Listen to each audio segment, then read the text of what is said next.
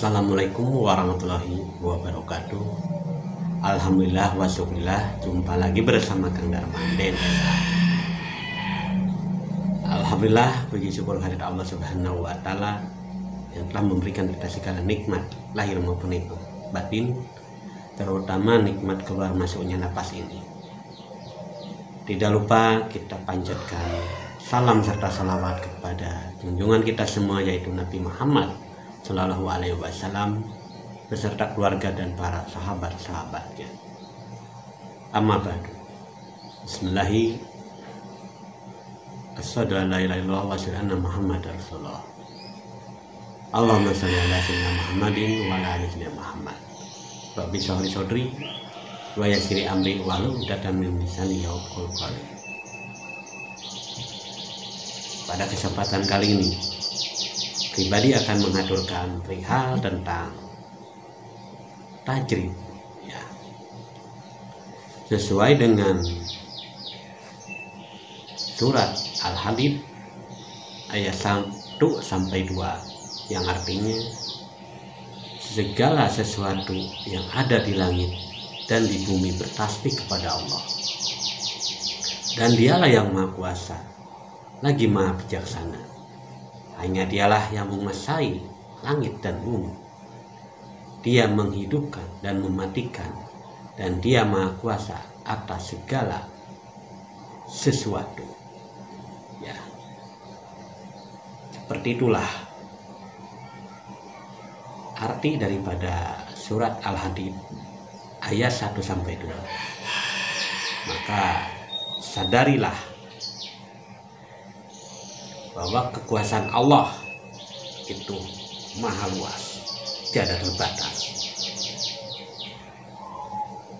Orang yang menyadari kekuasaan Allah dalam bentuk hukum sebab akibat dan meletakkan ketergantungannya hanya kepada Allah dan tidak bergantung kepada amal,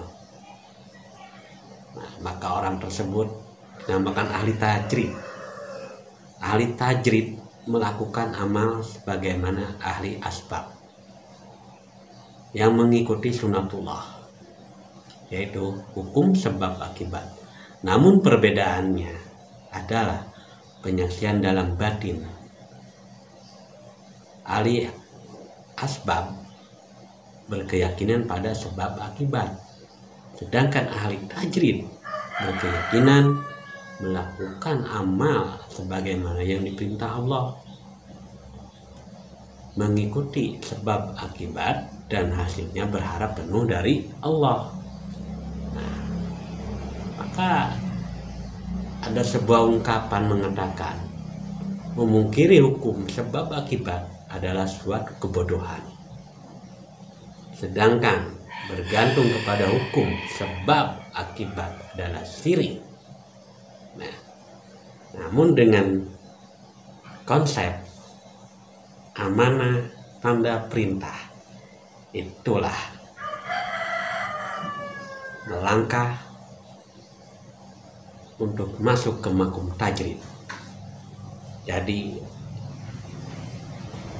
ketika menerima amanah, ikhlas, karena di dalam amanah atau menunaikan amanah ataupun perintah Allah Subhanahu wa taala, Allah akan menurunkan segala pengajaran atau pendidikan, karena dalam amanah adalah suatu pelajaran. Ketika paham dan dipahamkan atas amanah yang Allah berikan kepada kita sebagai hambanya yang bertakwa, maka Allah menurunkan sebuah tanda atau ayat yang tersirat. Maka disitulah ada suatu sumber pengetahuan, pemahaman, namun semua itu atas kehendak Allah Subhanahu wa taala. Maka melangkah untuk menunaikan perintahnya, jadi action. Itulah awal atau gerbang melangkah menuju makom tajrid. dengan konsep ATP. Karena ATP inilah wujud daripada ketakwaan seorang hamba kepada Tuannya, yaitu Allah Azza wa Jalla, yang menguasai dan mengatur seluruh makhluk ciptaannya di muka bumi ini. Maka daripada itu, mari kita sama-sama belajar, memahami, dan mendalami perihal tentang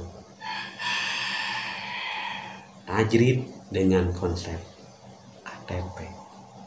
Maka tidak heran ketika kita lurus hanya kepada Allah dan tidak mengharapkan sesuatu, tidak memohon sesuatu di dalam melaksanakan segala perintah-perintah Allah Subhanahu wa Ta'ala, baik secara sunatullah maupun secara sunnah Rasulullah, yaitu ketika sholat tidak mengharapkan pahala, apalagi mengharapkan surganya. Namun alangkah baiknya, alangkah dewasanya kita hanya memohon ridho Sang Maha Pencipta. Karena apa? Pahala makhluk, surga juga makhluk. Masa kita mengharapkan makhluk? Kenapa tidak mengharapkan yang menciptakan semua makhluk-makhluk itu? Ya, maka di dalam melangkah menuju makom tajrid, kuncinya satu, jangan ada harapan, apalagi mengharap, tapi tunaikan segala perintahnya yang telah diamanahkan, lalu dipekakan terhadap tandanya, ya jalankan. Jadi itulah sekelumit tentang makom tajrid, perjalanannya dengan konsep ATP, amanah tanda perintah. Ya. Semoga apa yang pribadi sampaikan saat ini bermanfaat bagi diri pribadi,